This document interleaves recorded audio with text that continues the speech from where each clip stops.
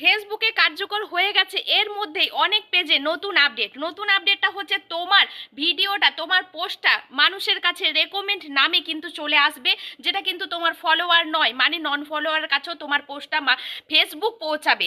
কিন্তু সেই জন্য থাকতে হবে তোমার টাইটেল এবং তোমার ক্যাপশন, তোমার যে ডেসক্রাইব সেটা কিন্তু নিট অ্যান্ড ক্লিন।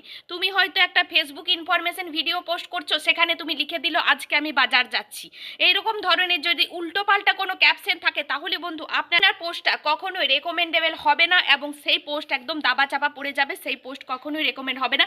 তাই ক্যাপশন এবং টাইটেল এটা একদম নিট অ্যান্ড ক্লিন হতে হবে। আপনি যে রিলেটেড ভিডিও বানাচ্ছেন সেই রিলেটেড কিন্তু ক্যাপশন এবং টাইটেল দিতে হবে, তবেই কিন্তু এর মধ্যেই হয়ে গেছে অলরেডি আপডেট কিন্তু শুরু।